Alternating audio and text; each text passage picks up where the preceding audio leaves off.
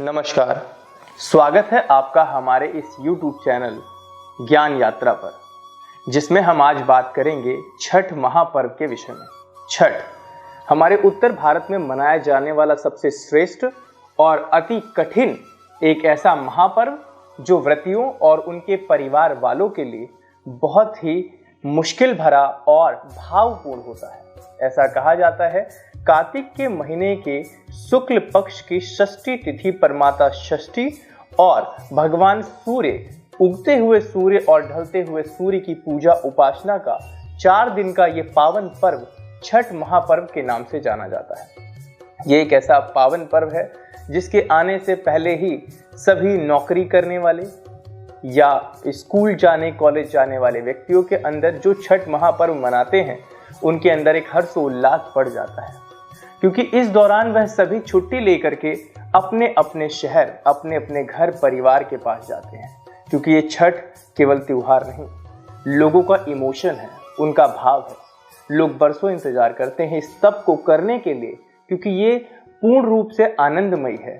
और इस पर्व को करने से माता षष्ठी और भगवान सूर्य की असीम कृपा प्राप्त होती है, जिससे व्यक्ति अपने जीवन में संतान, धन, रुतबा और अनेक प्रकार की मनौती मान करके अपने जीवन में उनकी कृपा का फल लेकर के उस मनौती को पूर्ण करता है। आज हम बात करेंगे छठ महापर्व कितने दिन का होता है और यह कैसे होता है। तो सबसे पहले हम आपको बता दें कि छठ महापर्व ये 4 दिन का एक ऐसा पर्व है या एक ऐसा व्रत है जो अति कठिन है। वह इसमें शुद्धता और कठिनाई इतनी ज़्यादा है कि हर व्यक्ति के विषय में अगर कहा जाए तो संभव नहीं है इसको कर पाना। हम मानेंगे कि वो सभी स्त्रियां या पुरुष जो छठ व्रत रखते हैं या जो छठ के व्रती होते हैं वह स्वयं माता षष्ठी के रूप होते हैं या उनके रूप के समान होते हैं, क्योंकि उनका तेज उनके अंदर उस व्रत को करने की भाव बहुत ही ज़्यादा उनको शक्ति प्रदान करते हैं, जिससे वो इस व्रत को पूर्ण कर पाते हैं। सबसे पहले छठी पर्व में सबसे पहला दिन होता है जो कि स्नान खान से माना जाता है। स्नान खान मतलब ये एक ऐसा पर्व है जो छठी पर्व के स्टार्ट होने के पहले दिन ही मनाया जाने वाला त्योहार की तरह ही है, जिसमें व्यक्ति अपने घर की साफ सफाई करता है, घी के दीपक जलाता है, वह गंगा आदि स्नान करता है। गंगा ये जो पावन नदी मानी गई है, यदि आपके घर के पास या छठी व्रत धारण करने वाले व्यक्तियों के घर के पास होती है तो वो गंगा स्नान, अन्यथा किसी भी नदी या एक ऐसे शुद्ध जल से स्नान करते हैं ताकि वह उनको पवित्रता मिल सके या वो व्रत के लिए पवित्र व शुद्ध हो सके।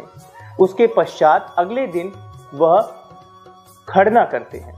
अच्छा, एक बात और विशेष है कि स्नान खान के दिन ही उनको स्नान आदि करने के बाद में लौकी और दाल देसी घी से छौंका हुआ खाया जाता है, जिसमें लहसुन प्याज का बिल्कुल परहेज है। और यह शुद्ध होने के पश्चात व्रती पहले धारण करते हैं और फिर प्रत्येक परिवार के अन्य व्यक्तियों को दिया जाता है। दूसरे दिन खरना।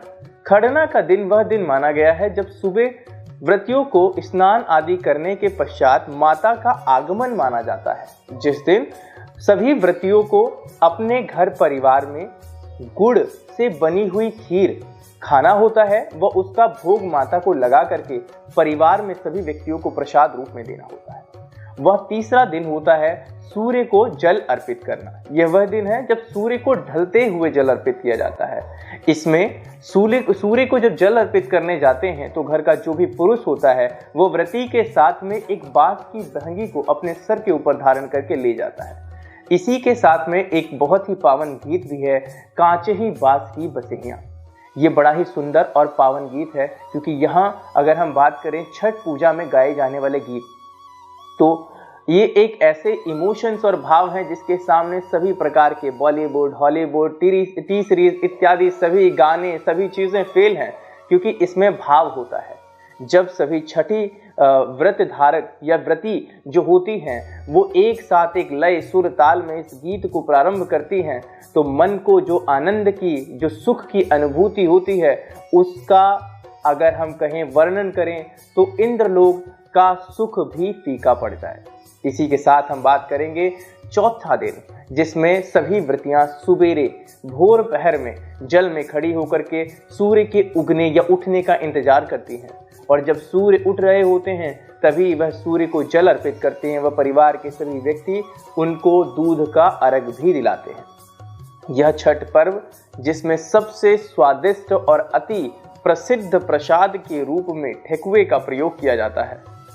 ठेकुआ ये वह प्रसाद है जिसको सुन करके शायद आप लोगों के मुंह में भी पानी आ जाए, क्योंकि यह बताते हुए मुझे भी बहुत ही आनंद और उल्लास की अनुभूति हो रही है कि छठ वह पर्व है जिसमें माता का प्रसाद ठकुए के रूप में मिलता है और वह बड़ा ही स्वादिष्ट और बड़ा ही रसीला होता है, क्योंकि उसका रस, स्वाद, अनुसाद जो कुछ भी है वह हमारे मन को प्रसन्न करता है। तो यह था माता छठ की महिमा। इसी के साथ आपको बता दें, छठ बहुत पुराना और पौराणिक पूजा पाठ या व्रत है। यह रामायण काल से व महाभारत काल से चला आ रहा है। कुछ लोगों की ऐसी मान्यता है कि छठी मैया नवरात्रि की कात्यायनी देवी है, जो कि छठी के रूप में छठ महापर्व में पूजी जाती है। व कुछ लोगों का ऐसा मानना भी है कि ब्रह्मा की मानस पुत्री ही छठी माता है। मानस अर्थात जिसमें शरीर का कोई रोल ना हो। यह वह पुत्री या संतान होता है जिसमें आपकी मन की तरंग, आपके प्रेम का भाव, तरंगों से तरंग के मिलने से जो प्रेम की अनुभूति होती है और उससे जिस भी ये कह सकते हैं कि जिस भी किसी का जन्म होता है वही उस मानस पुत्री का रूप या पुत्र का रूप कहलाता है। वह बात करी जाए रामायण काल से, तो रामायण काल में माता सीता जब 14 वर्ष का वनवास काट करके आई तो सूर्य भगवान के लिए जिस प्रकार से ब्रह्म हत्या का पाप लगा हुआ था जब भगवान श्री राम के ऊपर, तो ऋषियों ने भगवान श्री राम को सूर्य के लिए पूजा पाठ करने के लिए व यज्ञ करने के लिए कहा, जिस दौरान माता सीता ने सूर्य को जल अर्पित किया और वहां से शुरू होता है छठ महापर्व। व अगर हम बात करें महाभारत काल की, तो महाभारत में भी कुछ ऐसा ही था कि पांडव के पुनः राजपाट प्राप्त करने के लिए द्रौपदी ने इस व्रत को रखा था और वहीं से शुरू होता है यह छठ पर्व। वह बात करें सूर्यपुत्र कर्ण, जो कि सूर्य की ही संतान माने गए हैं, अपने पिता के संबंधों को मजबूत बनाए रखने व सूर्य के प्रत्येक दिन घंटों जल में खड़े होकर के जल व अर्घ दिया करते थे। वहां से शुरू होता है ये सूर्यपुत्र कर्ण के द्वारा भी छठ पूजा। और वैसे भी सूर्य हम सभी के पिता हैं। यदि सूर्य न निकले तो फसल नहीं होगी, यदि सूर्य न निकले तो जीवन संभव नहीं होगा। तो ये न केवल सूर्य देव के रूप में पूजे जाते हैं बल्कि हम सभी के पिता के रूप में भी पूजे जाते हैं। ऐसे ही छठी महापर्व को हम सभी का नमस्कार और नमन है और आप सबको बहुत सारी शुभकामनाएं हैं और उन सभी के लिए बहुत सारा प्रेम और हमारी ओर से भी आप प्रार्थना करें और आशीर्वाद दीजिए, जो सभी छठ महापर्व को करने जा रहे हैं या जो सभी छठ के व्रती हैं। इतनी के साथ में ही आज अपनी वाणी को यहीं विराम देते हैं और हम आशा करते हैं आप सभी को ये वीडियो बहुत पसंद आया होगा।